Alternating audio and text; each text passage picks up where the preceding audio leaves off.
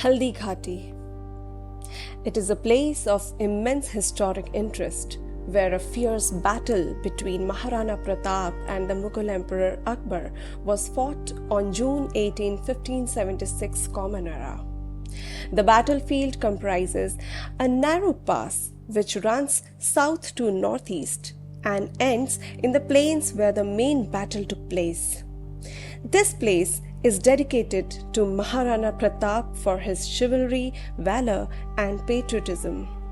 The name of the valley, Haldi Ghati, derives from its yellow soil having the color of turmeric or haldi.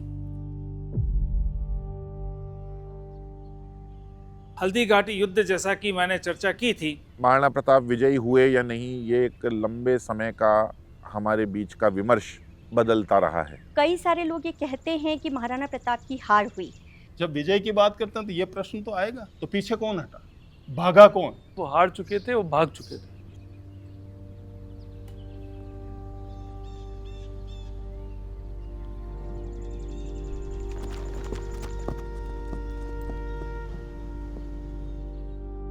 Mewar इस भूभाग में वर्तमान के उदयपुर, राजसमंद, चित्तौड़गढ़ और प्रतापगढ़ जिले शामिल हैं। इसी ऐतिहासिक भूभाग में वीर शिरोमणि महाराणा प्रताप का जन्म हुआ।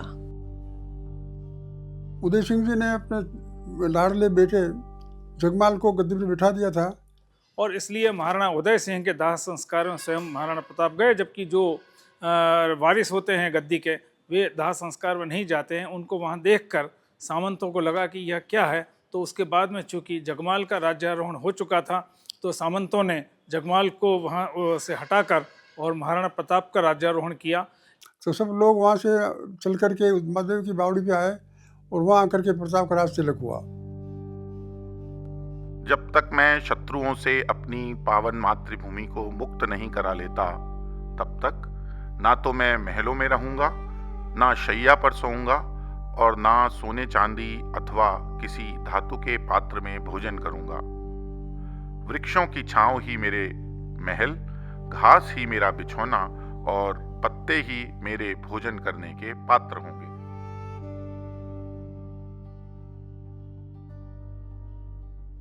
(1572 से 1573 के बीच बादशाह अकबर ने अपनी अधीनता स्वीकार करने के लिए महाराणा प्रताप के पास जलाल खां, मान सिंह, भगवान दास तथा राजा टोडरमल के नेतृत्व में 4 शिष्टमंडल भेजे, परंतु असफल रहा। इसके बाद अकबर ने युद्ध के द्वारा प्रताप को बंदी बनाने की योजना बनाई।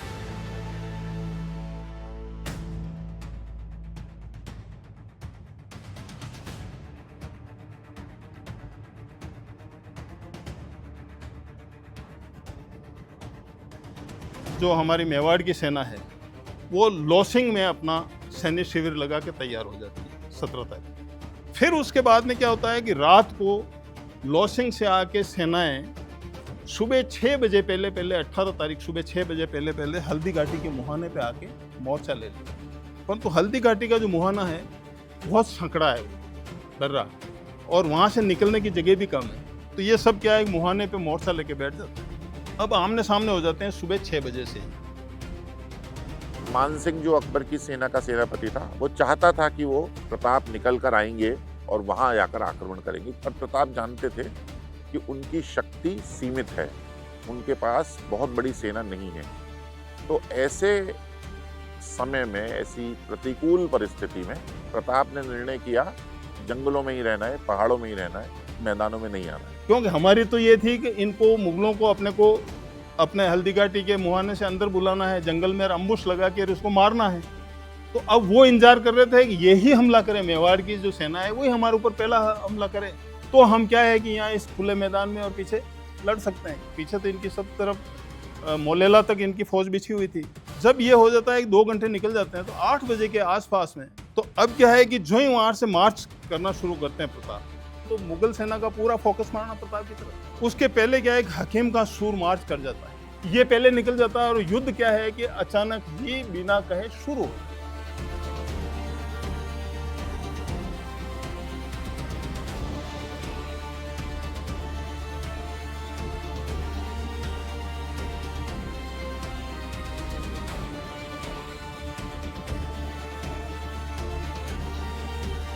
वो आक्रमण इतना भयंकर था कि मुगल सेना उल्टे पांव लौट गई, और लौटी नहीं, दौड़ रही थी, भाग रही थी, सब भाग रहे थे, और उसके पीछे पीछे प्रताप की सेना भाग रही थी। तो वो कई कोस तक भागे, 5, 7, 8 कोस तक भागते रहे, बनास नदी की दूसरी ओर।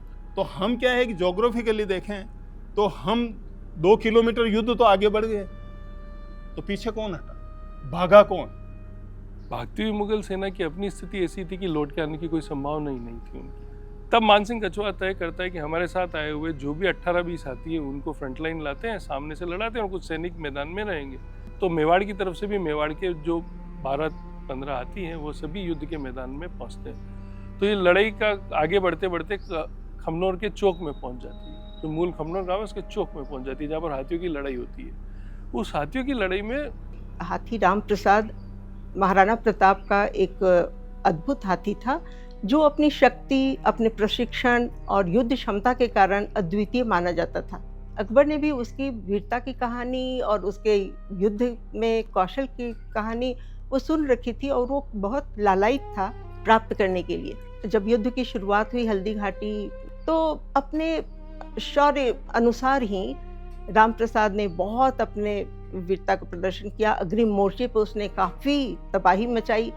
उस वक्त मुगल सेना अपने मस्केटियर्स को यूज करती है, जो मुगल मस्केटियर्स आए हुए थे उनका यूज करती है, और उस मस्केटियर्स के यूज में मेवाड़ के हाथी राम प्रसाद पर बैठा महावत जो है मस्केटियर की गोली से मारा जाता है। उस मारे जाने की स्थिति में खाली हुए महावत की जगह को मुगल हाथी गजमुक्ता, जो सबसे फ्रंट लाइन लड़ने वाला, यूं कहते हैं उनके हाथियों का सेनापति था गजमुक्ता, उसका महावत गजमुक्ता को छोड़ करके राम प्रसाद पर कूदकर उस पर चढ़ जाता है और राम प्रसाद को लेकर के युद्ध मैदान से निकल जाता है। तो वो मुगल सैनिकों के द्वारा बंदी बनाकर उसे अकबर के समक्ष प्रस्तुत किया गया, लेकिन राम प्रसाद इतना स्वामी भक्त था कि वह वहां आकर बिल्कुल ही उदास हो गया और उसे खाना पीना सब छोड़ दिया। कितनी कोशिश की गई कि उसे किसी तरह कुछ खिलाया जाए, पर उसने किसी भी तरह अन्न जल को मुंह नहीं लगाया, और नतीजा 18 दिनों के बाद उसकी मृत्यु हो गई।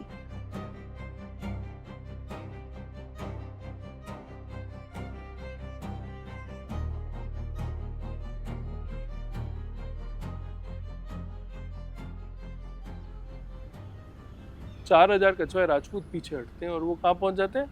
रक्त तले वाले हिस्से। परंतु मान सिंह के जो कच्छावा सेना है वो और उसके जो अंगरक्षक होते हैं उससे मान सिंह घिरा हुआ होता है, ताकि मान सिंह तक महाराणा प्रताप पहुंचे नहीं। जो ही महाराणा प्रताप आगे बढ़ते हैं तो एक तरफ से साइड से बेलोल खां जो उज्बेक था 7 फीट हाइट थी, वो मान सिंह का अंगरक्षक था। अगर मान सिंह का अंगरक्षक नहीं होता और उनके किसी सेना का सेनापति या सेना का अंग होता तो मुगल उसमें लिखते हैं, तो मुगल रिकॉर्ड में उसका कोई वर्णन नहीं। तो अब वो जब सामने आता है तो महाराणा प्रताप को पता लगता है कि ये 7 फीट ऊंचा है और ये महाराणा प्रताप को मारने के लिए आगे बढ़ा था। तो महाराणा प्रताप तलवार से वार करते हैं, तो उसके टॉप से लेके उसके बख्तर से लेके उस घोड़े सहित काट देते हैं एक ही वार। वो वार देख के क्या है कि इसकी जो रक्षा पंक्ति होती है मान सिंह की, वो भी थरथरा जाती है, और वो माधो सिंह भी वहाँ खड़ा होता है, परंतु वो रक्षा नहीं कर पाता है। और इतने में मान सिंह पर महाराणा प्रताप अटैक के लिए उतर हो जाते हैं। चेतक जो है वो महाराणा प्रताप की सवारी के रूप में था। तो जब मान सिंह से उनका युद्ध हुआ तो मान सिंह हाथी पर सवार था और महाराणा प्रताप चेतक पर सवार थे।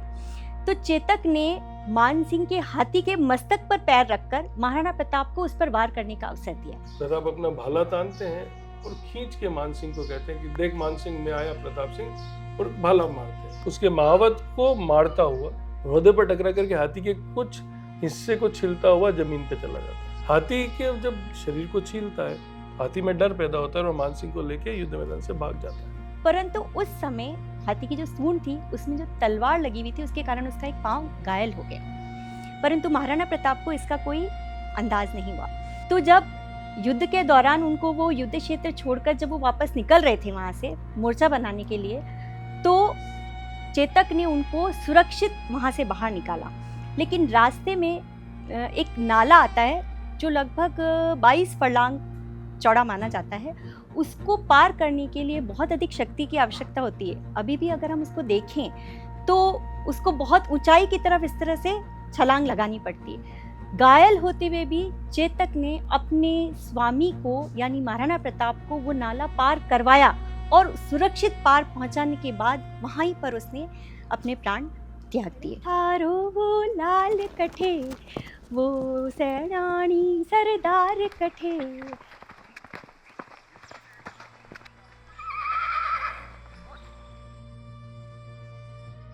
बिल्कुल चेतक की समाधि पर उनकी मूर्ति बनाई गई है। महाराणा प्रताप को हकीम का सूर, भामाशाह और ताराचंद बाहर निकालते हैं और वापस हकीम का सूर झालामान के साथ में आके रक्त तलाई में लड़ता है और झालामान और हकीम का सूर वहीं रक्त तलाई में वीर गति को प्राप्त हो जाते हैं।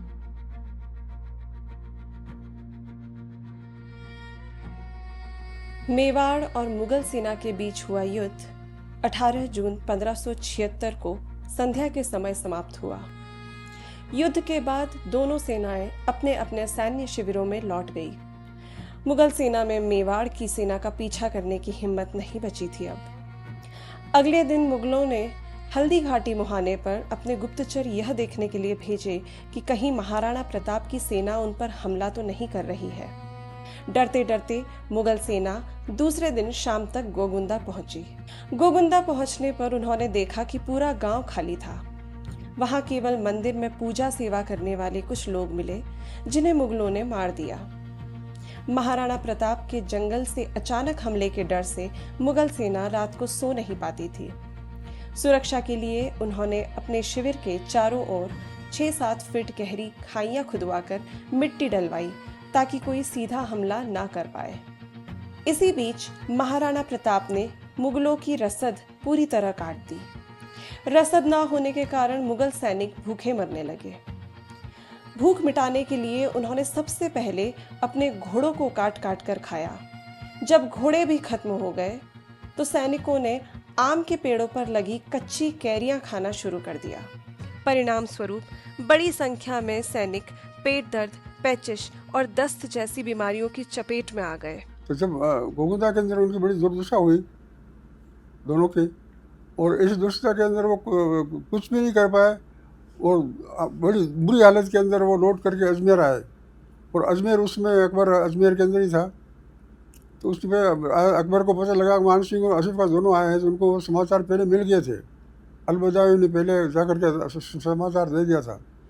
तो अलबदावी के समाचार को जान करके उसने कहा ये तो मेरे अपमान हो गया है, हम जो चाहता था वैसा हो ही नहीं। तो दोनों को डोडी में आने की जो उनकी परंपरा थी वो आने की उन्होंने बंद कर दी। तो ये अपनी नाराज़गी प्रकट की। ये मूल कारण ये था डोडी बंद का।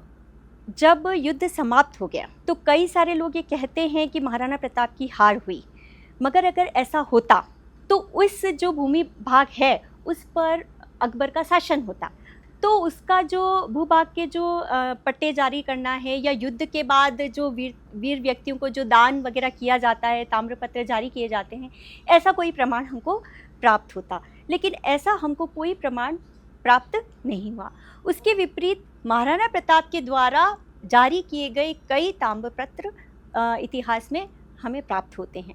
तो हम इस निष्कर्ष पर ये कह सकते हैं कि महाराणा प्रताप हर दृष्टि से युद्ध में विजयी हुए थे, चाहे वो कूटनीति हो, चाहे युद्ध नीति हो और चाहे वो परिणाम हो। परंतु सूरखंड के शिलालेख में क्या लिखा है, ये ऐसा प्रमाण है जो प्रमाण सर्वत्र यह सिद्ध कर देता है कि महाराणा प्रताप की विजय हुई थी। क्योंकि महाराणा प्रताप ने हल्दी घाटी युद्ध के कुछ समय पश्चात उस सूरखंड नाम के स्थान पर एक मंदिर का जीर्णोद्धार किया।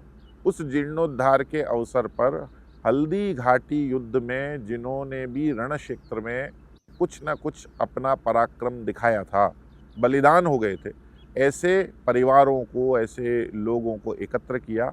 वहाँ पर एक बड़े भोजन का आयोजन किया गया और ऐसे सभी लोगों को अनेकों प्रकार के इनाम इकराम दिए गए, उन्हें भूमि दान की गई।